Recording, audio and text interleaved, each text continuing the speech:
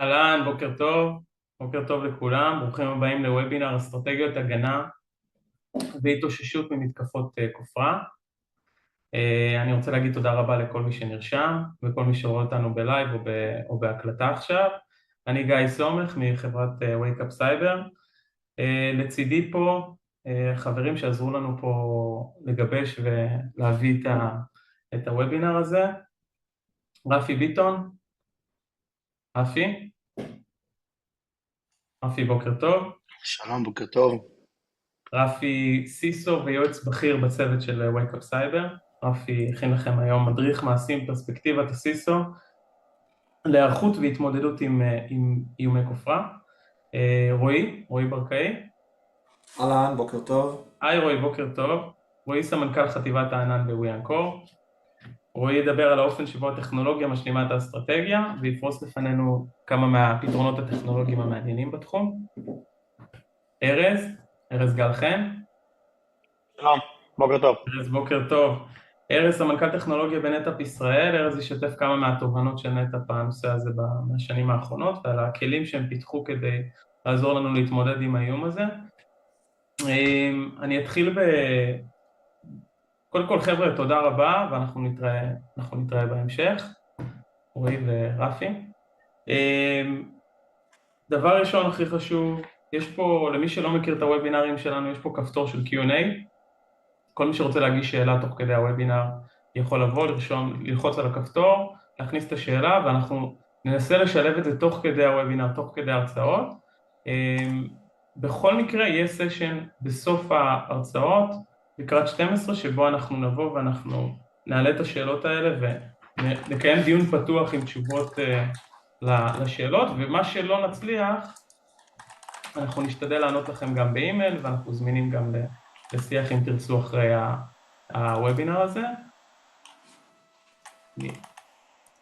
ברשותכם, קודם כל שוב, ברוכים הבאים למי שמצטרף אלינו עכשיו לוובינר אסטרטגיות הגנה והתאוששות ממתקפות כופרה. אני גיא סומך מחברת Wake Up Cyber. אז כמה הודעות קטנות ואנחנו נתחיל עם ההרצאה של רפי. קודם כל, הוובינר הזה מוקלט, הוא יישלח לכל מי שנרשם, לכל הנרשמים, אתם תקבלו את הוובינר הזה מוקלט באימייל. דבר שני, אנחנו מחפשים סיסואים בצוות שלנו, אז לכל מי שיש ניסיון מקצועי מתאים, ניסיון מעשי, מוזמן לשלוח לנו את jobs@wake-up.co.il. ואחרון, לגבי הקלטות של וובינרים קודמים, שואלים אותי על זה הרבה, ויש לנו 3 וובינרים קודמים שעשינו, Zero Trust, המודל ה-Zero Trust הלכה למעשה, המדריך המלא ל-Secure SDLC, והמשכיות עסקית בעידן העננים. מי שרוצה לקבל את ההקלטות האלה, פשוט שישלח לי מייל ואני אשלח לו את ההקלטות האלה, וכל שאלה אחרת וכל המייל שלנו פה, מה שתצטרכו אנחנו נשמח לעזור. אני אציג את רפי, והוא יתחיל בהרצאה הראשונה. בכל מקרה, רפי הוא יועץ בכיר ב-Wake Up Cyber, CISSP, CISM, CCSK, Security Plus, כמובן סיסו. רפי הוא מומחה מהמנוסים בתעשייה בביצוע סקרי סיכונים סביבת IT, OT ו-Cloud.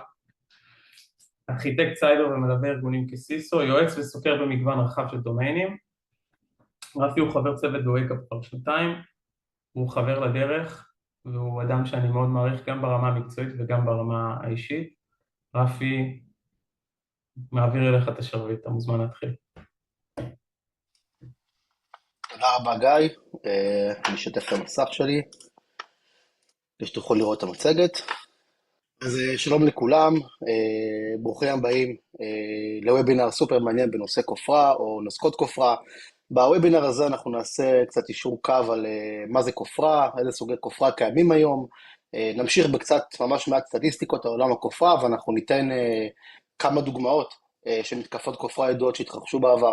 בהמשך הוובינר אנחנו נדבר על השגרה שצריך לתחזק כדי להתכונן לקראת מתקפת כופרה, ואנחנו נמשיך עם איך מתמודדים עם מתקפה כזו עוד בשלב הזיהוי, מה אנחנו עושים תוך כדי המתקפה, ומה עושים ביום שאחרי. קצת היכרות קצרה עם חברת Wake Up, למי שלא מכיר, Wake Up Cyber קיימת מאז 2011, מתמחה במתן שירותי אבטחת מידע והגנה בסייבר, בעיקרון לשני סוגים של ארגונים. ארגון אחד זה ארגון שאין לו צוות סקיוריטי פנימי, שאנחנו מספקים לו מעטפת מלאה של כל מה שנקרא CISO as a Service, עם מגוון רחב של התמחויות משלימות שחיוניות לעבודה של ה-CISO, והסוג הארגון השני הוא בעצם ארגון שיש לו צוות סקיוריטי פנימי, כלומר יש CISO בתוך הארגון, ולכן בארגון כזה אנחנו נספק רק את ההתמחויות המשלימות, שזה למשל סקרי סיכונים, מבדקי חדירה, ייעוץ והובלה של תהליכי פיתוח מאובטח, הגברת מודעות עובדים של איומי סייבר, פיתוח ותרגול תוכניות המשכיות עסקית, והרבה דברים מעניינים וחשובים שיכולים לסייע לארגונים. גיא הציג אותי, אבל אני אתן איזשהו בריף ממש קצרצר, קוראים לי רפי ביטון, נעים מאוד לכולם, אני בן 38, אני עוסק בתחום הייעוץ כבר 12 שנים, עשיתי הרבה מאוד תפקידים בחברות ייעוץ, כולל תפקידים בכירים, הייתי גם ארכיטקט, יש לי הרבה מאוד הסמכות בעולמות הסייבר והסיסטם, ואני מייעץ לארגונים וחברות עם מיקוד בעולמות של Security Assessment. אז יאללה, נתחיל. אז רק כדי לעשות סדר וליישר קו, בואו נדבר קצת על בעצם מה זה כופרה. אז כופרה, ransomware או נוסחת כופר אם תרצו, זאת בעצם תוכנה זדונית שהמטרה שלה היא להזיק למידע שמאוחסן על גבי רכיבי מחשב. זה יכול להיות שרת, זה יכול להיות עמדת עבודה, זה יכול להיות storage, זה יכול להיות כל דבר. בבסיס, המטרה של הכופרה הוא לייצר רווח כלכלי לתוקף שמפעיל אותה באמצעות סחיטה של דמי כופר. מתחילת שנת 2024 קמו כבר 25 תקיפות קבוצה חדשות שמפעילות נוסחות כופרה, שמביא לעלייה של עשרות אחוזים מתקופות כופרה השנה לעומת שנה שעברה, וזה אומר רק כמה התחום הזה רווחי עבור תוקפים. כופרה כמובן עושה שימוש בהצפנה, שאנחנו מכירים אותה במקור שנים אחורה כיכולת שנועדה להגן על מידע, אבל תוקפים עושים בה שימוש כדי לגרום נזק. בעצם הנזק העיקרי הישיר מכופרה הוא הצפנה של מידע, או הצפנה של רכיבי תשתית בארגון שלי, והפיכתם ללא זמינים עד שאני משלם את דמי הכופר. כופרה הרבה פעמים חודרת לארגון כסוס טרויאני ומתחזה לתוכנה לגיטימית כזו או אחרת.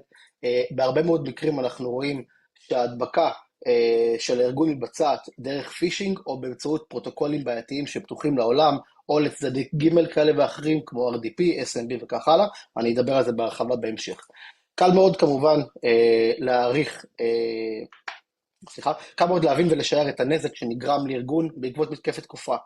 מנעד הנזק הוא מאוד מאוד רחב. יש לנו נזקים ישירים שנמדדים באובדן מידע, השבתה של מערכות ושירותים, זה במיוחד כואב, זה כואב לכל ארגון, אבל זה כואב במיוחד אם ארגון הוא ארגון יצרני, או שהוא עוסק באיזשהו מסחר אלקטרוני, חנות כלשהי, כי מדובר פה באובדן הכנסות מיידי מהרגע הראשון שהכופרה כבר פועלת בארגון שלי.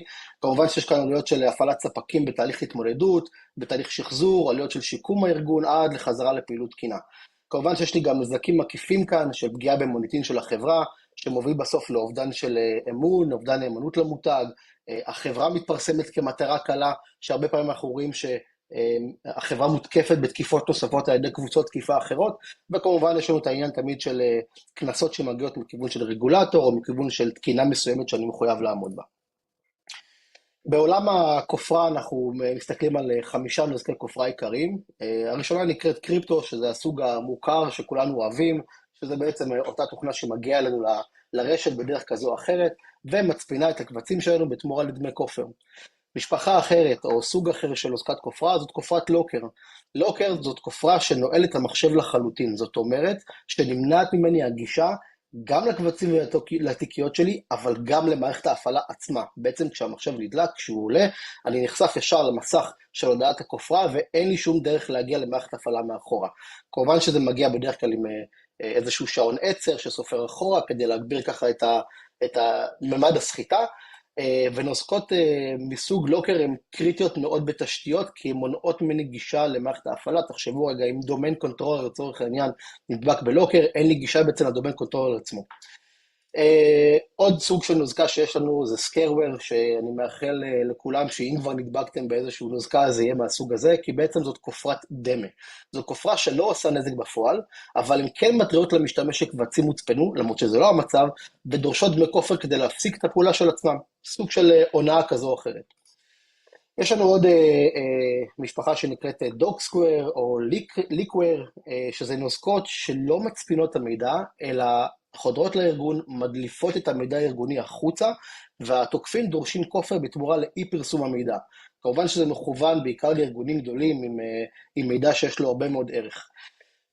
עוד משפחה שאנחנו רואים זאת נוזקה כשירות, ransomware as a service, שזה שימוש ממש במודל תוכנה כשירות עבור עולם הכופרה.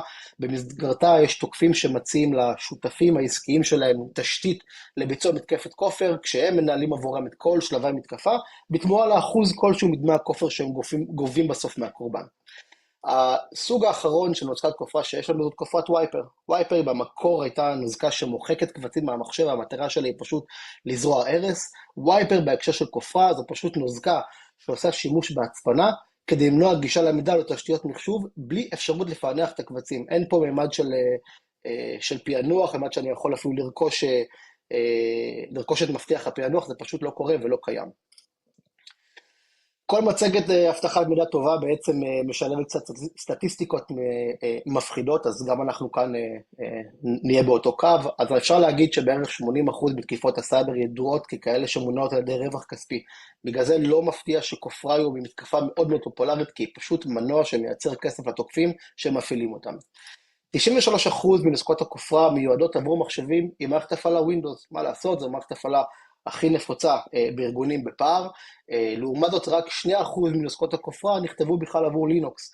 שאר האחוזים הם עבור מערכות הפעלה של macOS, אנדרואיד או iOS. 20% מכל תקיפות הסייבר בכלל בעולם משלבות בתוכם שימוש כזה או אחר בנוזקת כופר. אפשר להגיד גם שווקטור הדואר האלקטרוני הוא הנפוץ ביותר לנוזקות כופרה, והוא מהווה מעל 90% מהמקרים. ב-90% מהמקרים של נוזקת כופר מעורב לי פה וקטור של פישינג. הסקטור העיקרי שנפגע מנוזקות כופר הוא סקטור התעשייה. אנחנו יודעים להגיד שבסקטור התעשייה באופן יחסי רמת ההגנה היא נמוכה יותר, יש מודעות נמוכה יותר לעולם הסייבר, יש הרבה פעמים ביזור של נכסים על פני שטח גיאוגרפי רחב, יש הרבה מאוד חיבורים מרחוק, כניסות לארגון, אם זה עבור מהנדסים שתומכים בתשתית ה-OT, אם זה ספקים שמספקים תמיכה לתשתיות ה-OT, ואפילו לקוחות, וכמובן הרבה פעמים מדובר על כל מיני סכנות בממשקים בין סביבת ה-OT, בין הסביבה התפעולית לסביבת ה-IT, לסביבת הניהול האדמיניסטרטיבי המחשובי, כשכל פעם סביבה אחת יכולה לסכן את הסביבה השנייה. ישראל ידועה כאחת מ10 המדינות המובילות בעולם שנפגעות מכופרה, למעשה אנחנו מקום ראשון מתוך ה10 האלה, ישראל היא מדינה מאוד מאוד מתורגלת בהיבטי כופרה, ואם אני מסתכל עכשיו במבט רוחבי על כל מתקופות הכופר שקורות בעולם, אז אנחנו יכולים להגיד שדמי כופר ממוצעים נעים בין $200,000 ל$5 מיליון, כמובן שגם יכולות להיות תקיפות ממוקדות על תחנות עבודה, אנשים פרטיים, ששם דמי הכופר הם הרבה יותר נמוכים מזה. מתקפות כופר קרו לאורך ההיסטוריה, חלקם היו אבן דרך, אנחנו נזכור כמה מהם. למעשה נוזקת הכופר הראשונה עוד הייתה בשנת 1989.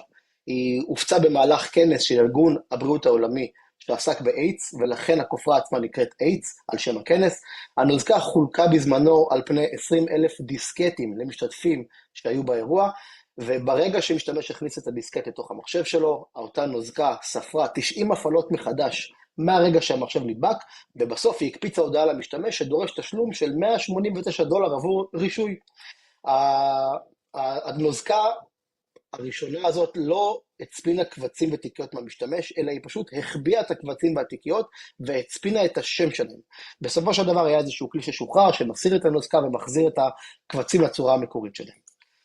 ב-2013 נחשפנו כבר לנוזקה שנקראת קריפטולוקר, שהיא נוזקה שהיא התפשטה כסוס טרויאני, וקטור הכניסה שלה היה באמצעות פישינג, לצד שימוש בבוטים, בבוטנט. קריפטולוקר הצפינה קבצים של משתמש באמצעות מפתחות ציבוריים כבר מסוג RSA, שזה מפתח כבר מאוד בטוח לשימוש, אלגוריתם חזק, לא סביר שאפשר לפרוץ אותו עם איזשהו ברוט פורס על האלגוריתם. כמובן שהקריפטולוקר הציגה למשתמש דרישת כופר עם אולטימטום, כשהתשלום כבר היה בביטקוין, שזו הפעם הראשונה אגב שהשתמשו בביטקוין. הנוזקה עצמה הייתה אומנם קלה להסרה, אבל פענוח הקבצים היה כבר הרבה יותר מורכב. בדיעבד, מחקרים אומרים שקריפטולוקר הצליחה לגייס $28 מיליון מהקורבנות שלהם, שהיוו בערך 40% מהקורבנות. זאת אומרת, 40% מהקורבנות שהיוו בפועל את דמי הכופר. אחת הנוזקות הפופולריות ביותר, או המוכרות ביותר שהיו ב-2017, וונאקריי, שהיא נוזקה מאוד מעניינת, כי היא קשורה ל-NSA, לשירות הביון האמריקאי. בעצם ה-NSA, 5 שנים לפני שהגיע לנו וונאקריי, מצא חולשה במערכות Windows, שקשורה לפרוטוקול ה-SMB, שאחראי על שיתוף קבצים. קבוצת תוקפים שקוראים לה Shadow Brokers גנבה את החולשה הזאת מה-NSA ומכרה אותה באינטרנט. החולשה הזאת נודעה בהמשך ככלי שנקרא Eternal Blue. קבוצת תוקפים אחרת לקחה את אותו Eternal Blue, שהוא למעשה בשוק באותו רגע היה Zero Day, אף אחד לא מכיר אותו, הלבישה עליו את WannaCry, ובעצם אותה פגיעות הייתה מנגנון ההתפשטות של הנוזקה. הנוזקה הזאת, בגלל העוצמה שלה והשימוש בזירו דיי, הדביקה 230,000 מחשבים על פני 150 מדינות, בסופו של דבר היא גם תוקנה על ידי מייקרוסופט. נקודה קצת מעניינת פה שהנוזקה תוקנה על ידי מייקרוסופט חודשיים לפני שהיא פרצה בפועל, זאת אומרת שכל מי שנדבק בוואנקרי, אנחנו יודעים להגיד שהוא במשך חודשיים לפחות לא עדכן את השרתים והמחשבים שלו בארגון. ב-2017 צצה נוזקה נוספת, נוטפטיה מתפרסמת בסמוך לוואנקרי ולא במקרה, כי שניהם מתבססות על אותה הפגיעות של ה-NSA כדי להתפשט. נוטפטיה בניגוד לשאר הדוגמאות כאן היא נוזקה מסוג לוקר, כי היא מונעת גישה למערכת ההפעלה, והמיקוד שלה היה דווקא בארגונים באוקראינה שהיו מעל ל-80% מהקורבנות. בסופו של דבר, בהיבט הפיננסי, המתקפה כשלה כי התוקפים השיגו רווח של $10,000, אבל המתקפה הייתה מאוד הרסנית, כי היא בעצם הצפינה הרבה מאוד תשתיות מחשוב, ופגעה במאות אלפי מחשבים, עם נזק מצטבר שהיום אנחנו מעריכים אותו ב$10 מיליארד. ב-2017 קבוצת רביל, קבוצת תקיפה רוסית, מציעה למעשה הפעם הראשונה את ה-Ransomware as a Service, כמו שציינתי קודם, היא נותנת לשותפים עסקיים שלה, במרכאות, להפיץ הלאה את הכופרה עבורם בתמורה לחלוקה ברווחים. אחד הדברים שרביל עשתה בניגוד לקבוצות תקופה אחרות, זה לפרסם את ה-source code, את קוד המקור של הנוזקה, ובעצם היא אפשרה לתוקפים אחרים לקחת את הנוזקה שלהם, להפוך אותה, לייצר לה כל מיני וריאנטים שעם הזמן הפכו ליותר ויותר אגרסיביים. בנקודת זמן מסוימת, הווריאנטים של רביל היוו בערך 40% מכל תקיפות הכופר הפעילות באותה תקופה. ב-2021 קורית לנו מתקפה מאוד מעניינת, שנחשבת המתקפה הגדולה ביותר על תשתיות OT בעולם. זו מתקפה על ספק שנקרא Colonial Pipelines, זאת ספקית של הולכת דלקים, שמספקת דלק לכל החוף המזרחי בארצות הברית. במהלך המתקפה שנמשכה 6 ימים, נמנעה אספקת דלק באופן כזה, ש18 מדינות הכריזו על מצב חירום במשך הדלק שלהם. רק כדי לסבר את האוזן של מה קרה, היו מדינות מסוימות שבתוכן בין 50 ל-75% מתחנות הדלק היו סגורות, היו מושבתות. התוקפים גנבו במהלך המתקפה, בערך 100 גיגה של מידע, כשהם פגעו ביכולת של החברה להשתחזר, וגם כאן נקודת החדירה הייתה באמצעות פישינג, תוך כדי ניצול של חולשות ב-RDP. קולוניאל פייפליין בסופו של דבר שילמה את דמי הכופר בגובה של $4.4 מיליון, שהם בערך 75 ביטקוין. בעצם כשאני רוצה להילחם בנוזקות כופר או להתגונן מפניהם, אני רוצה לבנות אסטרטגיה. בסדר? וכשאני בונה אסטרטגיה, אני רוצה לשאול את עצמי כמה שאלות מנחות. קודם כל, אני רוצה להבין מה אני הולך לעשות בשגרה, לפני שתוקפים אותי. מה אני הולך לעשות במהלך המתקפה, תוך כדי שאני חווה אותה. ומה אני עושה, מה אני צריך לעשות אחרי התקיפה עצמה. ואולי הכי חשוב, אחרי שנתקפתי, אני רוצה תמיד להבין מה אני לומד מזה ומה אני עושה אחרת בפעם הבאה. לא רק זה, אנחנו תמיד צריכים לזכור בראש את שלבי ההתמודדות שיש לנו עם אירוע סייבר. בשלב הזיהוי, אני תמיד רוצה לדעת איך אני מזהה את נוזקת הכופר לפני שהיא מתחילה לפעול, לפני שהיא מתחילה להצפין. בשלב ההכלה אני רוצה לדעת או להבין איך אני מצמצם את ההתפשטות של הכופרה בתוך הארגון שלי. בשלב ההכרעה אני רוצה להבין איך אני הולך להסיר את האיום. בשלב השחזור, איך אני בעצם מביא את הארגון חזרה לעבודה תקינה, וכמובן בשלב האחרון, שלב הלמידה או תחקור, מה למדתי מהאירוע ואיך הוא קורא לי עוד פעם. על הדברים האלה אנחנו נדבר בהמשך הוובינר. שימו לב שהטיפים והרעיונות שאני נותן כאן לאורך הוובינר מתאימים למרבית סוגי ארגונים והחברות, אבל לכל חברה וארגון יש את המערכות שלה, את המיוחדות שלה, את סוגי המידע שלה, את האסטרטגיה של הגיבויים שלה ואת תיאבון הסיכון שהיא מוכנה לקבל. ולכן כל ארגון צריך לקחת את מה שאנחנו נזכיר כאן, את מה שאני אזכיר כאן במצגת כאיזשהו בייסליין, שאפשר להתחיל ממנו, ועם הזמן והבשלות אפשר לשפר תמיד את תוכנית האסטרטגיה ולהוסיף עליה או לשפר אותה. עוד משפט חשוב, בגדול ובניגוד למה שהרבה אנשים חושבים, הגנה מפני כופר הרבה פעמים לא דורשת משאבים מיוחדים. זה אומר שאופן ההגנה מפני כופר זהה הרבה מאוד פעמים לכל המלצות האבטחה הרגילות שאתם מכירים מהפרקטיקה המקובלת. ארגון בינוני ממוצע יכול לסכל מתקפת כופר עם כלים סטנדרטיים שמותקנים אצלו בשימוש נכון ויעיל. כמו שכבר ציינתי, אמרנו אנחנו צריכים אסטרטגיה, והאסטרטגיה גם לא מתחילה ביום שהיא נפגע, אלא הרבה זמן לפני, על ידי בניית מוכנות לאור המתקפה. אחד הדברים הראשונים שאנחנו רוצים לעשות היא בעצם לייצר איזושהי רשימה של נכסים. בראש ובראשונה כל אחד צריך להבין מה הנכסים שלו בארגון. זה נשמע מאוד מאוד ברור מאליו, אבל כשאנחנו נכנסים לאירוע ואנחנו מסייעים לארגונים לתפעל אירועי אבטחת מידע, אנחנו רואים שארגון תמיד יודע להגיד שמערכת X היא נכס עבורו, אבל כשמערכת Y נפגעת, הוא חשב תמיד שהיא שולית, אבל בסוף מסתבר שהיא אחד הנכסים החשובים. ארגונים מתקשים הרבה פעמים להשיג את המידע הזה ולהבין מה באמת הוא נכס ומה לא, וזה משהו שהרבה פעמים עולה במסגרת תהליך של יצירת תוכנית המשכיות עסקית, במסגרת ניתוח השפעות עסקיות, שבה אנחנו מראיינים הרבה מאוד גורמים בתוך הארגון, ובעצם אוספים את כל המידע הזה ומנתחים אותו. עניין של מודעות, כשאנחנו מדברים על מודעות בהקשר של כופרה, אנחנו לא מדברים על הרצאת מודעות קלאסית, אלא אנחנו מדברים על מודעות וחינוך משתמשים לזהות ולדווח כשיש לי חשש לאירוע כזה, בגלל שגילוי מוקדם של אירוע כופרה משפיע באופן ישיר על האופן שבו האירוע מתגלגל. בנוסף, אני רוצה לשקף לעובדים מה מותר ומה לעשות שקורה לי אירוע סייבר.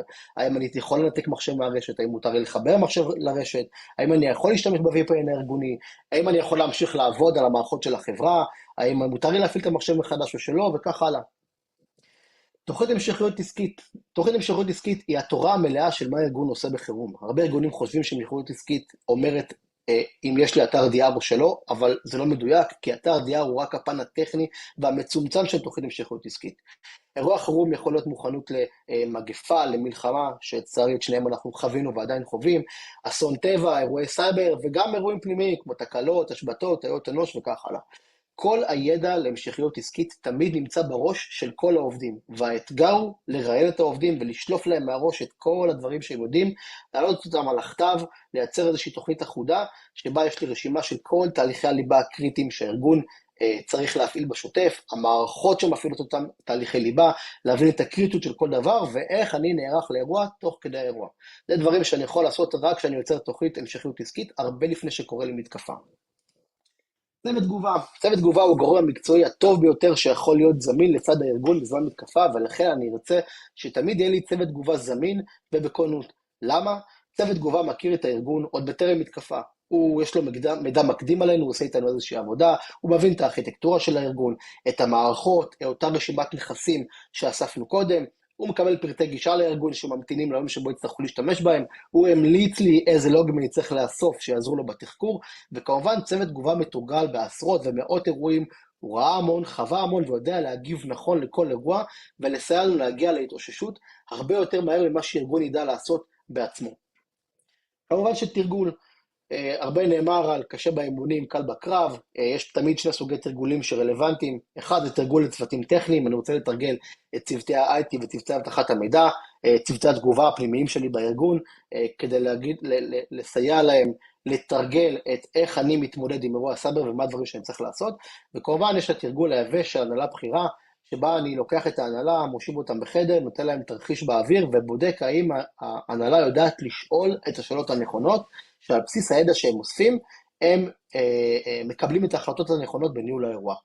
ככל שאנחנו מתרגלים יותר, האנשים בארגון חווים ביטחון, רמת ביטחון גבוהה יותר, ומגיעים מוכנים יותר לאירוע סייבר. הדבר האחרון שיכול לסייע לארגון ברמה האסטרטגית, זה ביטוח סייבר. לא ייכנס לאותיות הקטנות של מתי מותר, מתי לא כדאי לעשות ביטוח סייבר, אבל בארגונים מסוימים יש חשיבות להימצאות של ביטוח סייבר, ולא רק בכדי שיהיה מישהו שיפצה אותי וישפה אותי על כל הנזקים הישירים והעקיפים של אירוע כופרה. רשימת דברים שהזכרתי, אלה דברים שאנחנו מחשבים ברמת האסטרטגיה, ברמת העל. זאת היא המסגרת הכללית של מוכנות לאירוע סייבר, ומכאן אנחנו יכולים להיכנס לפרטים הקטנים הטכנולוגיים יותר. אז בשגרה אני צריך לבצע כל מיני פעולות טכנולוגיות, כדי להיות מוכן ליום המתקפה, ליום האירוע. הדבר הראשון שאנחנו עושים זאת סיגמנטציה. סיגמנטציה נכונה, תקבע כמה עמוק וכמה רחב נוזקת כופר תתפשט לי בארגון.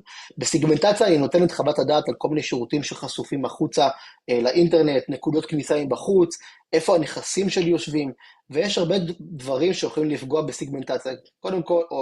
קודם כל, רשת שהיא בכלל לא מסוגמנטת, היא רשת שטוחה, זה בעיה, כי ברגע שנדבק לי מחשב אחד, הדרך להדביק את כל שאר המחשבים הוא הרבה יותר מהר, מאשר רשת בסוגמנטת.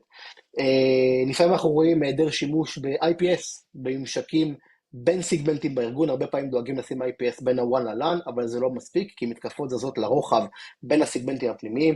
לפעמים אנחנו רואים שאין שימוש בכלל ב-firewall, בנקודות מסוימות, או שמבצעים חיבור פיזי בין מתגים, מה שפוגע בסיגמנטציה.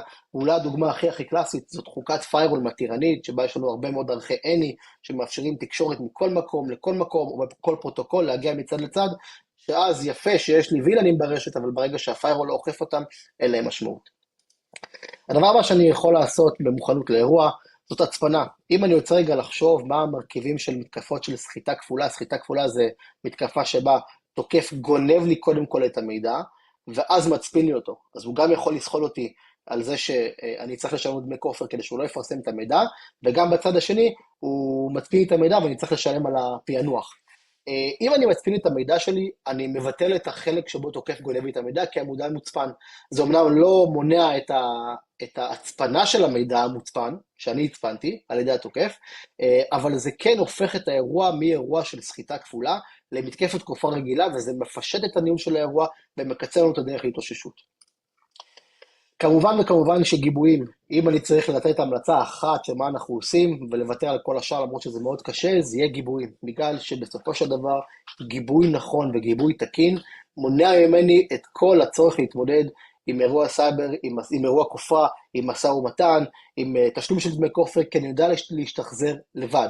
כמובן שיחד עם זה שאני עושה גיבויים תקינים ואני בודק אותם, אנחנו ממליצים באופן חד משמעי לאחסן גיבויים בשירות ענן, בשירות חיצוני, למשל כמו שירות ענן ולא בתוך הארגון, בגלל שגיבויים מהווים יעד מאוד אטרקטיבי לתוקפים, כי הם מבינים שברגע שהם פוגעים לי בתשתית הגיבוי, יהיה לי קשה להשתחזר, והסיכוי שאני אשלם את דמי הכופר גבוהים יותר.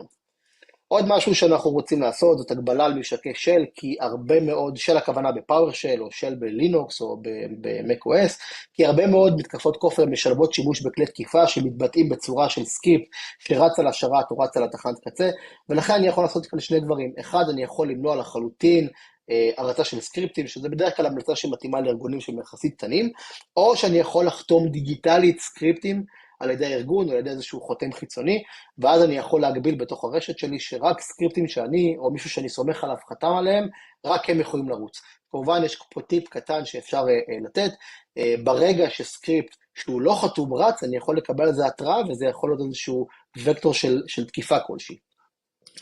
כמובן לוגים, כל מערכת מייצרת היום לוגים, לוגים קוראים על כל שירות שהוא, על כל פעולה שנעשית, בין אם זה במערכת, במוצר, בשירות ענן, בשירות מקומי, באפליקציה, לא משנה במה. בשוטף אנחנו משתמשים בלוגים כדי לזהות תקלות במערכת ולפתור אותם, אבל באירוע של כופרה, לוגים פשוט מייצרים לנו סיפור, מייצרים טיימליין של מה קרה, מה היה, מה היו סדר האירועים שהובילו לאותה תקיפה, לאותה תוצאה מסוימת. בלי לוגים אי אפשר לתחקר אירוע ואי אפשר להבין מה היו השלבים שתוקף עבר מהרגע שהוא בחר בלקוח מסוים כקורבן, ועד שהנוסקת כופר הצפינה את המערכות. הדבר האחרון הוא עדכונים. אנחנו מחלקים את הביצוע עדכונים לשניים, כמובן שאני רוצה לעדכן את מערכות הפעלה ואת האפליקציות שיש לי. למה? כי בערך מחצית מתקיפות הכופרה שקורות לנו, בעצם נשענות על פגיעות במערכות הפעלה. ואנחנו באמת רואים יותר ויותר נוסקות שמתלבשות על כל מיני חולשות חדשות שקורות, וככה מגדילות את סיכויי החדירה וההתפשטות בתוך הארגון. פן שני של עדכוני חתימות, עדכוני חתימות, ולמי שלא מכיר, חתימה היא בעצם תבנית כלשהי שאני יכול ללמד את מערכות ההגנה שלי, בין אם זה firewall, בין אם זה IPS, בין אם זה WAF, בין אם זה host-based IPS, בין אם זה EDR או אנטיווירוס, זה לא משנה, אבל אני מלמד את המערכות ההגנה שלי איזה נוזקות קיימות לי היום, איזה כופרות קיימות לי היום, ובעצם אני יודע למנוע אותם, את ההדבקה הראשונית שלהם או את ההתפשטות שלהם. רק שתבינו, כדי לסבר את האוזן, בלי חתימות עדכניות במערכות ההגנה שלי, כל אירוע שפוגע בי הוא מבחינתי zero day, בסדר? הוא מבחינתי נוזקה שהפוטנציאל ההרס שלו הוא מאוד מאוד גדול. עוד דברים שאני יכול לעשות בשגרה, הדבר הראשון זה להבטח פרוטוקולים. אמרנו שפרוטוקולים כמו RDP ו-SMB הם וקטורים מאוד מאוד נפוצים, ולכן יש כמה דברים שאני יכול לעשות. בהקשר של RDP, כמובן אני מניח שכולם מכירים, אבל מי שלא מכיר, פרוטוקול RDP שמייקרוסופט מאפשר לי בעצם חיבור מרוחק למחשבי Windows, מאוד מאוד נפוץ למשתמשים, בפרט לאנשי IT. המהות של הפרוטוקול הוא שליטה מרוחקת על מערכת הפעלה, ולכן יש כאן הרבה מאוד סיכונים שקשה להימנע מהם באופן מוחלט, וגם קשה להימנע משימוש ב-RDP באופן מוחלט, ולכן מה שאני רוצה לעשות זה להפעיל RDP בצורה חכמה. קודם כל, חוק מספר 1, לעולם לא פותחים RDP החוצה לעולם. אנחנו ב-2024, יש אינספור תקיפות שנשאלות על הטעות הזאת שאנשים פותחים RDP החוצה, לא עושים את זה. יש הרבה מאוד דרכים לעשות שימוש נכון ב-RDP, אחד מהם זה שימוש ב-VPN, כי VPN בעצם מפריד לי בין העולם החיצון ל-RDP. כמובן שאם אני משתמש ב-VPN, אני צריך לדאוג שאני משתמש בפרוטוקולים של הצפנה ואימות שהם חזקים ובטוחים לשימוש, שאני מפעיל הזדהות חזקה, שאני משתמש אולי בגיאולוקיישן, זאת אומרת, אני מגביל את המדינות הפוטנציאליות שמהם בכלל אפשר להתחבר לי אל שירות ה-VPN שלי, וכמובן בסופו של דבר אני צריך לשמור על ה-VPN עצמו כעדכני לגרסה האחרונה או הגרסה הלא פגיעה, מכיוון שהרבה מאוד מתקפות היום תוקפות קודם כל את ה-VPN ורק אחר כך נכנסות לארגון. עוד דרך שאני יכול לעשות שימוש בטוח ב-RDP זה ליצור RDP Gateway. RDP Gateway הוא בעצם איזשהו שרת, הוא נקודת כניסה מרכזית שכולם עושים אליו את ה-RDP, ורק ממנו אני עושה RDP הלאה לשרתים אחרים בארגון, לתחנות בארגון. כמובן שאותו Gateway צריך להיות מוקשח ומאובטח, לפעמים אפילו מומלץ להבטח אותו ברמה של עמדת קיוסק, והכוונה היא שעמדה שאפשר לעשות בה רק פעולות ספציפיות שנקבעו מראש. כשאני משתמש ב-RDP Gateway, אני בעצם מקטין משמעותית את הסיכוי שמתקפה דרך RDP תגיע אליי. הפרוטוקול השני הבעייתי הוא SMB. SMB למי שלא מכיר, פרוטוקול מאוד מאוד אינטגרטיבי בתוך מערכת ההפעלה מייקרוסופט, אי אפשר בלעדיו. הוא משמש לקריאה והעתקה של קבצים ברשת, בין מערכות הפעלה, שיתוף קבצים, הדפסה ברשת, חיפוש מחשבים וכך הלאה. בגדול יש לנו 3 גרסאות של SMB, SMB 1, 2 ו-3, כש-SMB 1 גרסה שידועה לשמצה, אסורה לשימוש, אנחנו הרבה פעמים רואים ארגונים שפותחים אותה מסיבות כאלה ואחרות, וחבל כי הרבה מאוד נוזקות מחפשות בדיוק את הפרוטוקול הזה פעיל. דוגמה אחת לזה היא WannaCry שדיברנו עליה קודם, היא ניצלה בדיוק את SMB בגרסה אחת בשביל להריץ קוד זדוני באופן מרוחק על שרתים ותחנות. הוקטור הזה של ה-SMB משמש גם בחדירה ראשונית וגם בהתפשטות, ולכן כשאני מגן על ה-SMB, אני בעצם מונע הרבה מאוד מוקטור התקיפה הפוטנציאליים שיש לי. יש כמה דברים שאני יכול לעשות בהקשר של SMB. הדבר הראשון זה למנוע פתיחה של SMB לארגון, מחוץ לארגון, אין שום סיבה שיהיה לי SMB פתוח לעולם. דבר שני, בגלל ש-SMB הוא בסוף חלק אינטגרטיבי במערכת ההפעלה, אני צריך לשמור עליה, דיברנו על זה, עדכנית כל הזמן, כי אז אם מתגלה לי חולשה או פגיעות בתוך ה-SMB, היא תתוקן במסגרת העדכונים של מערכת ההפעלה.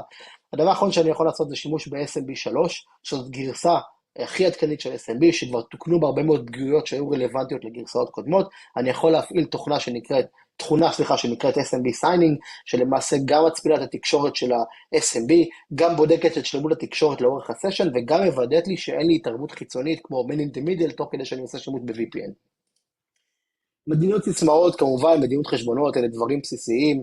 סיסמה היא הבסיס לגישה לכל רשת, ככל שהסיסמה חזקה או מורכבת יותר, שאי אפשר לנחש אותה, שאי אפשר לפרוץ אותה במתקפת ברוט פורס, אז ככה הגישה הראשונית של תוקף תהיה הרבה יותר מורכבת, הרבה יותר קשה, וכמובן יחד עם זה יש את מדיניות החשבונות, שמדיניות משלימה למדיניות סיסמאות, שמאפשרת לי להגדיר כמה ניסיונות גישה כושלים אני חוסם, במידה ויש לי מתקפת ברוט פורס שרוצה ככה לנחש סיסמה של איזשהו חשבון.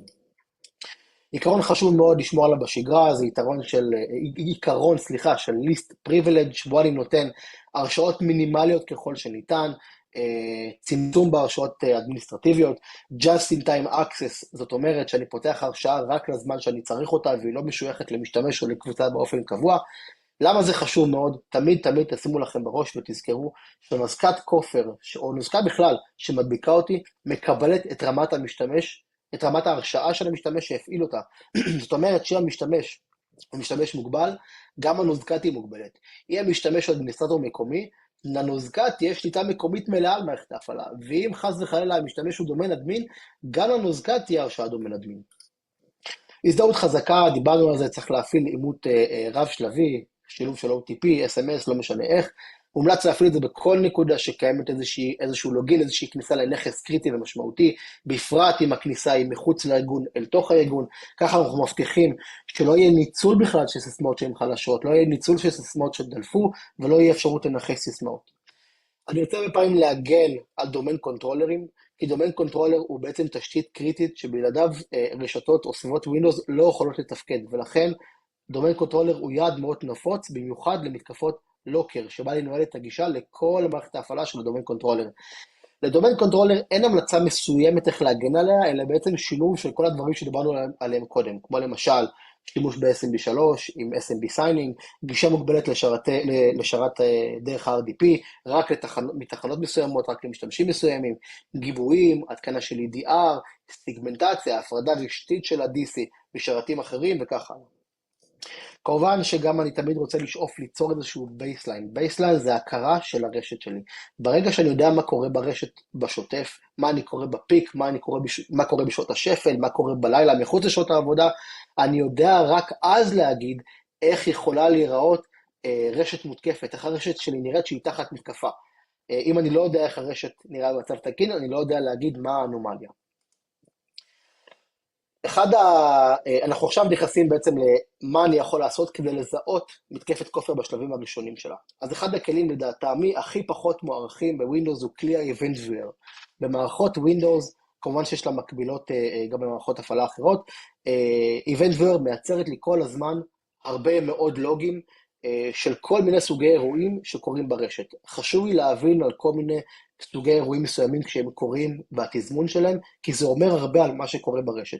אני אתן כאן 8 סוגי אירועים, 8 סוגי Event IDs שיש לנו במחשבי ווינדוס, שההקפצה של ההתראה כשהן קורות, יכול לאפשר זיהוי מוקדם של מתקפת כופרה, או אפילו מתקפה אחרת. האירוע הראשון הוא Event ID 7045, זה אירוע שעולה ונרשם כשמותקן לי סרוויס חדש במערכת. אני מקבל איזשהו חיווי מה שם השירות, איך הוא מופעל, איזה חשבון משתמש, נוצר או עושים בו שימוש כדי להפעיל את אותו הסרוויס, והסיבה שאני עושה את זה כי ב-90% מתקיפות הכופרה, יש שימוש בהתקנה של סרוויס. למה עושים את זה? כי זה נותן לי איזושהי אחיזה במערכת ההפעלה, גם אחרי שאני עושה הפעלה מחדש, או לאורך זמן. סרוויס הוא משהו שנדלק הרבה פעמים כשמערכת ההפעלה עולה מחדש. אירוע נוסף שיש לנו זה אירוע 4624, זה אירוע שנרשם במערכות הפעלה כשיש התחברות מוצלחת של חשבון משתמש כלשהו. זה מפורט לי באירוע האם החיבור היה אינטראקטיבי, משמע משתמש עשה קונטרול אלט ודל והזין סיסמה ושם משתמש, זה מראה לי מאיזה מחשב יתרחש החיבור, איזה credentials שמשתמש וסיסמה ישתמשו בהם, וכמובן שאם אני מדבר על תקיפות של דרך RDP, אז אני רוצה לבדוק תמיד איזה אירועים נרשמים לי, ובאיזה תדירות, כי הרבה כלי תקיפה מוכרים שעושים בהם חלק כדי לנצל RDP פגיע, רושם הרבה מאוד לוגים של התחברויות או ניסיונות התחברות של משתמשים לרשת. אירוע 4622 זה אירוע שרלוונטי רק לשרתי דומיין קונטרולר, זה אירוע שנרשם כשמתבצעת פעולה כלשהי על אובייקט כלשהו באקטיב דירקטורי.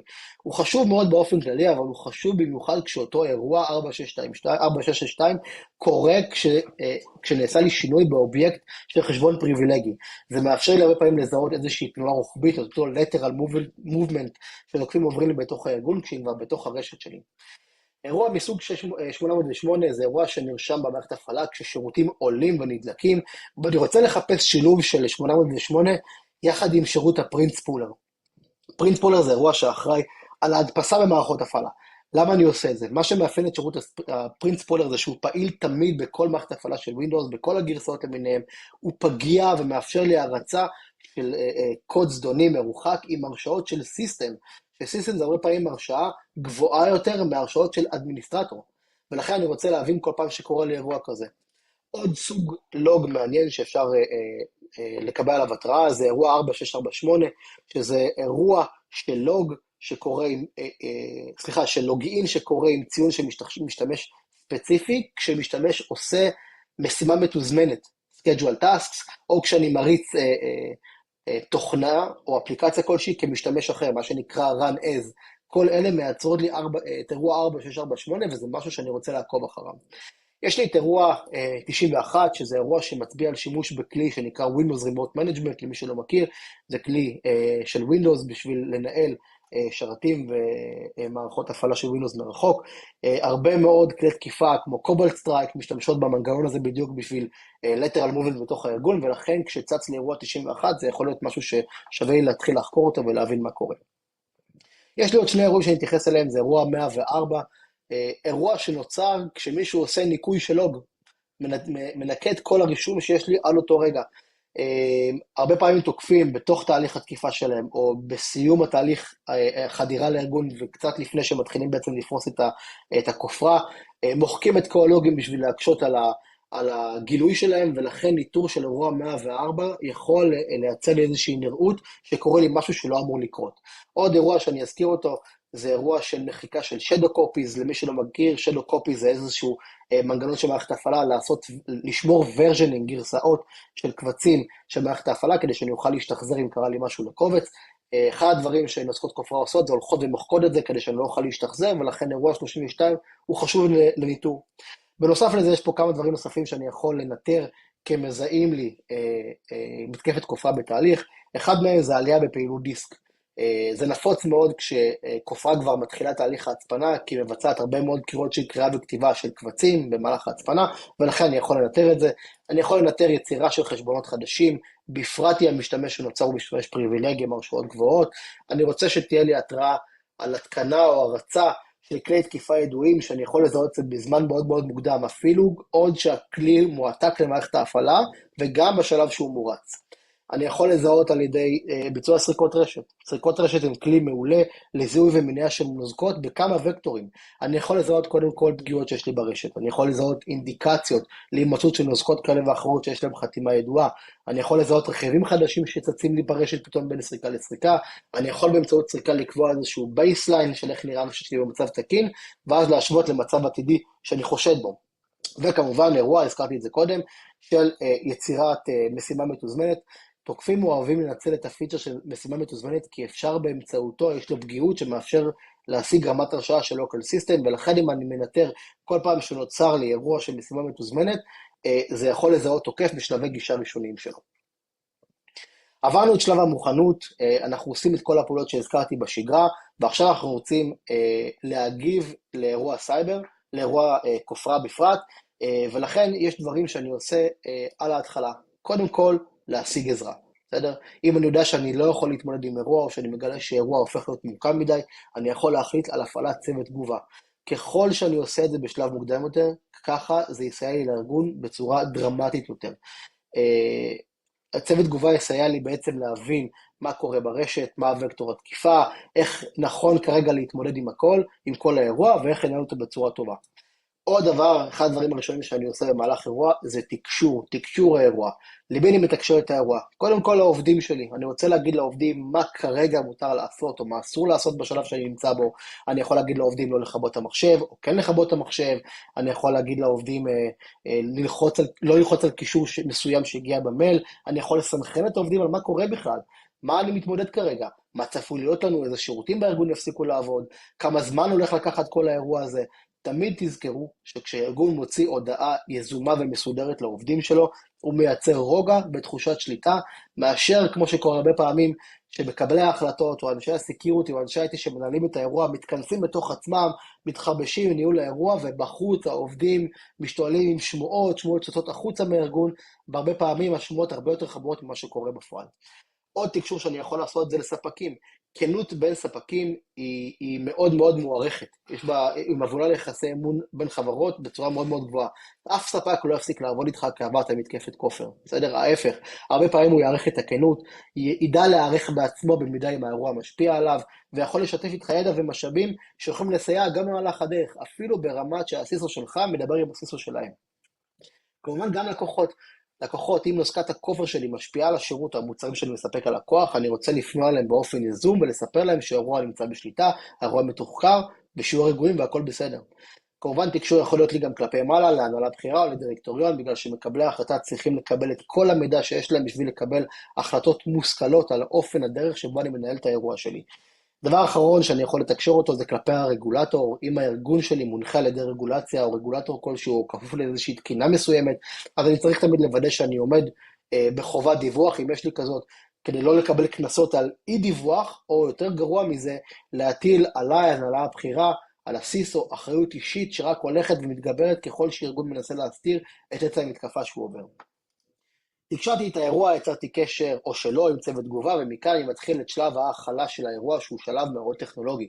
בשלב הזה אני רוצה קודם כל לתחום את הנזק שלי לאזור פיזיולוגי קטן ככל האפשר, למנוע מאירוע שמתחיל בשרת או תחנה בודדים להתפשט אל שאר הרשת.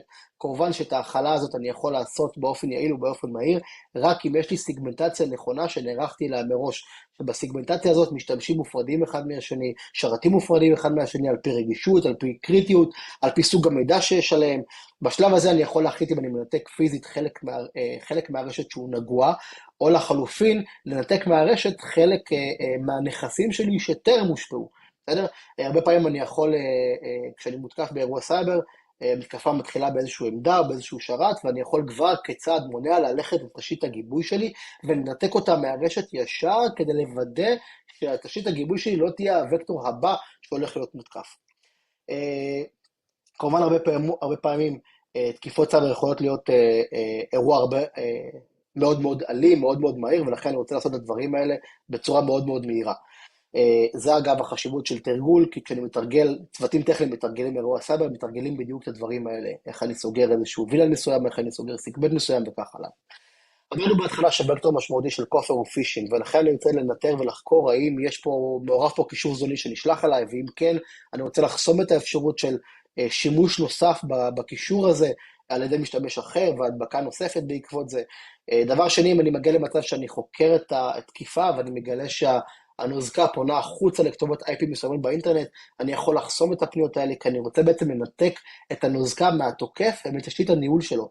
ברגע שאני עושה את הניתוק הזה, אני מונע מהנוזקה כמה דברים. פעם אחת אני מונע ממנו להוריד מפתח הצפנה ולעשות בו שימוש אצלי בארגון, ואם מדובר באירוע של סחיטה כפולה, אני גם מונע ממידע ארגוני לדלוף לי החוצה לרשת, וזה בעצם חסימה של אותם כתובות IP, בעצם חוסמות חלק ניכר מתהליך התקיפה. ברגע שאין לי סחיטה כפולה, ברגע שלא דולף לי מידע החוצה, האירוע הופך להיות הרבה יותר קל לניהול והתמודדות. כמובן שגם ניתוק מלא מהאינטרנט, זה מה שאני יכול לבצע אותו, במידה ואני לא יודע להגיד בדיוק מה קורה, בדיוק לאיזה כתובות IP הנוזקה מתקשרת וכך הלאה. אחד הדברים הבאים שנוזקת כופר עושה, מיד אחרי שהיא מצפינה לי את הקבצים המקומיים שלי במחשב, זה לעבור להצפנה של אמצעי אחסון עתיקים, כמו דיסקים קשיחים או דיסק און-קי שמחוברים, ומיד אחר כך להצפנה של כונני רשת שממופים לאותה תחנה נגועה. בהיבטים של הצפנת כונן רשת, המשמעות היא שאותה עמדה שמודבקת יכולה להצפין לי קבצים שנמצאים בכלל בשרת קבצים ארגוני או על גבי סטורג' כלשהו. ולכן הרבה פעמים בשלב ההכלה, אחד הדברים שאני יכול לעשות מראש זה להפעיל באופן מיידי סקריפט שכתבתי מראש, שישר הולך לתחנות, בין אם זה תחנות נגועות או בין אם זה לכל התחנות, ומנתק מיד את כל המיפויים בין תחנות העבודה על השרתים שלי, וככה אני מגן על השרתים ועל הדאטה שלי מפני הצפנה. כמובן שאני עושה בשוטף הערכות מצב, אני צריך בכל נקודת זמן, תלוי כמובן בגודל האירוע, במורכבות שלו וההשפעה שלו על הארגון, אני רוצה לעשות הערכת מצב כדי להבין איפה אני עומד ולתקשר את זה הלאה. במינימום אני עושה הערכת מצב בין שלבים של טיפול באירוע, זאת אומרת אחרי שזיהיתי אירוע, אחרי שהחלתי אירוע, אחרי שהכרעתי אירוע ואחרי התאוששות. עשיתי את שלבי התגובה שהצגנו עד כה, ועדיין יש לי כמה דברים שאני צריך לעשות. אני צריך קודם כל לזהות מהי סיבת השורש, מה היה הדבר הראשון שהניע את המתקפה בהיבט הטכנולוגי, מה אפשר אותה, מה היה הליקוי שאפשר את החדירה הראשונית. ברגע שאני מזהה את סיבת השורש, אני יודע לחסום אותה, ואז אני יודע להגיד שאני לא יודבק שוב ושוב באותה נוסקת כופר מאותו הוקטור. כמובן שסיסמאות, הרבה פעמים יש ניצול של סיסמאות במסגרת תקיפות כופר, ולכן אני רוצה להחליף סיסמאות, בין אם זה סיסמאות שמשתמשים, שאני יודע שתוקף עשה בהם שימוש, או שמשתמשים אדמיניסטרטיביים, או משתמשים אפליקטיביים, ואז אני אשנן את הסיסמה, ובעצם על ידי כך אני אעצור את השימוש בהם. כמובן, גישה בהרשאות, אני רוצה לבחון תמיד מה קורה לי מבחינת הרשאות, איזה הרשאות נוספו לאחרונה על ידי תוקף כלשהו, ולהסיר אותם מהרשת. אני יכול במסגרת חקירה לעלות על כל מיני IOCs, Indication of Compromise, של כל מיני חתימות שמזהות לי קבצים זדוניים, או את הנוזקה הספציפית שפגעה בי, ואני יכול בעצם לפרסם את ה-IOCs האלה במערכות ההגנה שלי, ולמנוע את ההתפשטות של הנוזקה במערכות ומחשבים שטרם נפגעו בתוך הארגון שלי, ובכלל למנוע את הדבקה מראש. כמובן ביצוע עדכונים הוא חשוב, כי אם אני יודע בוודאות שהיה ניצול של חולשה כלשהי, אז עדכון בעצם תביא לי מניעה של התפשטות האירוע.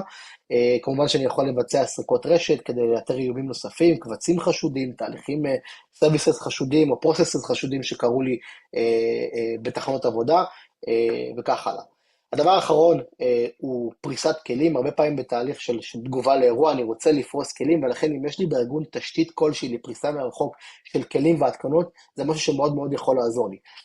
בפרט ארגונים שאין להם EDR. למה? כי הרבה פעמים באירוע, כשאנחנו מגיעים לאירוע שאין בו EDR, אחד הדברים שאנחנו נעשה זה לפרוס במהירות EDR על כל התחנות. כי EDR ידע לזהות לי ולחסום לי נוזקה במחשבים שעליהם היא כבר פועלת, וגם למנוע הדבקה במחשבים עתידיים, במחשבים שהנוזקה טרם הגיעה אליהם. עוד משהו שעושים הרבה פעמים כשאני פורס כלים, זה לפרוס רימובר. רימובר זה איזשהו כלי יהודי שמסיר נוזקה ספציפית מהמחשב בצורה אוטומטית, מסירה את כל העקבות, כל הסרוויסים, כל המסיבות בתוזמנות, כל ההרשאות, כל המשתמשים שהנוזקה עשתה בהם שימוש בפעם אחת. כמובן שלא לכל נוזקה יש רימובר, אבל כשיש, זה מקל מאוד על התמודדות. עשיתי את כל התהליך הזה, אני נכנס לשלב של שחזור, של התאוששות, ולמעשה זה השלב האחרון בהתמודדות עם כופרה. בשלב הזה אני כבר התארתי את הנוזקה, הסרתי אותה, היא לא מאיימת עליי, וזה הזמן להתחיל לשחזר את כל המערכות למצב תקין. עקרונית, יש לי כמה דרכים לשחזר מערכות למצב תקין. קודם כל, זה פענוח עם מפתח. מי שיתמזל מזלו והוא נדבק בנוזקה שיש לה מפתח פענוח שמפורסם באינטרנט, יכול לעשות בהם שימוש כדי לפענח את המידע. אנחנו רואים את זה פחות ופחות בנוזקות כופרה החדשות, אבל זה קיים, ושווה להכיר את זה. כמובן שיש שחזור מגיבוי. במידה ויש לי גיבוי תקין, אני יכול להתחיל לשחזר רכיבים גבוהים, כשאני קודם כל רוצה לשחזר תשתיות, כמו עקיף דירקטורי, וירטואליזציה, שרתים, שירותים, ורק אחר כך את הדאטה שהיה עליהם. במידה וגם אין לי מפתח וגם אין לי גיבוי תקין, אין מה לעשות, נכפה עליי בעצם להתקין את המערכות מחדש, אז אני אשב ואני אתקין את המערכות. כמובן בשלב הזה אני יכול להיעזר בספקי שירות חיצוניים שיעזרו לי להתקין ולהחזיר את השרתים והשירותים למצב תקין, ותמיד יש לנו את האופציה של לשלם דמי כופר. אין מה לעשות, במקרים מסוימים ארגון לא יכול להרשות לעצמו שלא לשלם דמי כופר. מה שכן, טיפ קטן במסגרת תשלום דמי כופר, אם אני כבר מחליט שאני רוצה לשלם, שווה לבדוק את המוניטין של הקבוצה שתקפה אותי, כדי להעריך מה יהיה הסיכוי לקבלת מפתח פענוח בתמורה לתשלום. ביצעתי את כל השלבים הנ"ל שדיברתי עליהם עכשיו, אני חייב לבצע את כל הפעולות שדיברתי עליהם קודם ברספונס, גם על המערכות ששחזרתי או התקנתי מחדש. שימו לב, אם אני משחזר מערכת מגיבוי, היא עדיין לא מותקנת עם כלי הגנה שפרסתי, עדיין אין לה את העדכונים שעשיתי, עדיין אין לה דברים כאלה ואחרים, הקשחות כאלה ואחרות, ולכן אני רוצה לבצע את כל ההקשחות האלה, גם על השרתים המשוחזרים או כאלה שהתקנתי מחדש. עוד משהו קטן אך לא זניח בכלל, זה שחזור של מוניטין ארגוני. נפגעתי מתקפת כופר, קרה לי נזק, וארגון צריך לשבת ולחשוב מה היה הנזק התדמיתי שנגרם לו, וכמה לקוחות איבדו אמון במותג או בחברה. קחו בחשבון שלבנות מוניטין זה משהו שהוא קשה הרבה יותר אם ארגון לא חושף את עצם האירוע אל מול הלקוחות שלו או בעלי עניין בשלב מוקדם. בטח אם כבר יצא לדרך כל מיני חרושת שמועות, והארגון נזכר רק אחרי תקופה מאוד ארוכה להגיד שהיה לו אירוע ולהתקן את הלקוחות בדיעבד, אז זה כבר מאוחר מדי. מה יכול לעזור לי לשקם מוניטין? לקיחת אחריות. לקיחת אחריות היא דרך טובה מאוד לשקם מוניטין. אין כמו דמות בחירה שעולה לפרונט, לוקחת אחריות, מדברת אל קהל הלקוחות ומצהירה על המחויבות של הארגון לתיקון הליקויים שהביאו למתקפה. כמובן שזה הולך יד ביד עם תיקון בפועל ושיפור אמיתי של רמת ההגנה בתוך הרשת שלי. מכאן גם חברה יכולה לקחת פן אקטיבי בתקשורת מול לקוחות, ליצור איתם קשר, ליזום תקשורת ישירה ללקוחות שלי, בוודאי אם זה הלקוחות האסטרטגיים, ולהציע פיצוי כלשהו או שירות לתקופה מסוימת. כמובן שגם קמפיינים של פרסום ברשתות חברתיות בכלל יכול להאיר את הארגון באור אחר לגמרי. הותקפתי, זיהיתי את המתקפה מראש, לא זיהיתי את המתקפה מראש, התכוננתי למתקפה, גיליתי את וקטור התקיפה, החלתי את האירוע, מנעתי מהכופרה להתפשט, שחזרתי הכל, אני חוזר לעבוד במצב תקין. מה קורה עכשיו? דבר ראשון, אני מבצע תחקיר. אני רוצה להבין מה עשינו לא נכון בזמן שגרה, ומה כן עשינו נכון בזמן שגרה, מה אני רוצה לשמר לפעם הבאה. אני רוצה להפיק לקחים. כל המסקנות שאני לוקח מהאירוע שעברתי, אני רוצה לגרום להם להתבטא במסמכי המדיניות, בנהלי העבודה שלי, בתוכנית ההמשכיות העסקית שלי, כי הדרך הטובה ביותר לדאוג שמכאן והלאה הארגון ינהג אחרת, זה עצם התיעוד. עצם התיעוד עצמו מביא לרמת בשלות גבוהה יותר של הארגון בפעם הבאה. תקשורת, דיברנו לא מעט על חשיבות של תקשור אירועים לבעלי עניין, ותקשור הוא חשוב גם בדיעבד, גם אחרי האירוע. זאת אומרת, תחשבו על יש לי ארגון שעבר אירוע, כבר תקשור אותו ללקוחות, אבל 3 חודשים אחרי, הארגון יוזם בעצם תקשור נוסף ללקוחות, בעצם מודיע לכל הלקוחות, לספקים, לשותפים שלו, על המסע שהוא עבר ב3 חודשים האחרונים מאז המתקפה, ומספר על כל השיפורים שהוא ביצע בארגון שלו מאז. כמובן שאם היו לי המלצות לתיקון, ותמיד יש המלצות לתיקון, אז אני רוצה להגדיר לכל המלצה מסגרת זמנים, ומישהו שאחראי לוודא שהדבר הזה יתוקן בזמן שהגדרתי. קשה מאוד לספור את כמות האירועים, את כמות המקרים שאני מגיע לארגון בתוך אירוע, ואני מגלה שזה לא האירוע הראשון שלהם, ואני רואה שאותו אירוע שאני נמצא בו כרגע, התאפשר בגלל ליקויים שבכלל היו אמורים להיות מתוקנים באירוע הקודם שהיה. חבל. כמובן שכל סיום אירוע הוא האות להיכנס שוב לשגרת מוכנות לאירוע, כמו שדיברנו בתחילת הוובינר, שעם כל הדברים שאני צריך לעשות בשוטף כדי להערך שוב למתקפה הבאה. הגעתי חברים לסיום של החלק שלי בוובינר, ואני רוצה לסכם, דיברנו על כמה דברים חשובים. ברמה האסטרטגית אני רוצה ליצור רשימה של נכסים, לפתח תוכנית המשכיות עסקית שמסייעת לי בחירום, להכין בצד צוות IR שיהיה מוכן לכל מקרה שלא יהיה, ולתרגל את הצוותים הטכניים שלי ואת ההנהלה הבכירה. בשלב השגרה אני רוצה לבצע סיגמנטציה, הצפנה של המידע שלי, לבצע גיבויים ולבדוק את התקינות שלהם, לחסום כל מיני shares, power shares ולמיניהם, ליצור ולשמור לוגים ממערכות קריטיות ומערכות האבטחה בשוטף, ולוודא שאני מבצע שגרת עדכונים בריאה ונכונה. בשלב הזיהוי הזכרתי 8 event IDs שאני יכול לנטר, בנוסף על ניטור של עלייה בפעילות דיסק, מעקב של יצירת חשבונות חדשים, חבלה כלשהי בתשתית הגיבוי, ומעקב אחרי משימות מתוזמנות שנוצרו, כל אלה נועדו לזהות אירוע בתחילת הדרך. בשלב התגובה אמרנו שאני יכול לעשות חסימה של סיגנלים לנגועים, ניתוק נכסים שטרם נפגעו, ניתוק מהאינטרנט, ניתוק מיפויי רשת בתחנות ושרתים, להבין את סיבת השורש, למה קרה לי אירוע ולתקן אותו. בשלב ההתאוששות אני מבצע שחזור של מערכות על ידי כלי פענוח ייעודיים, שחזור מגיבוי, התקנה מחדש, או לא עלינו תשלום של דמי כופר, וכמובן בשלב האחרון שאחרי האירוע אני מבצע תחקיר, מפיק לקחים, בתוך מסגרת זמנים ברורה לביצוע, מתקשר אותו, ואני מתכונן לאירוע הבא.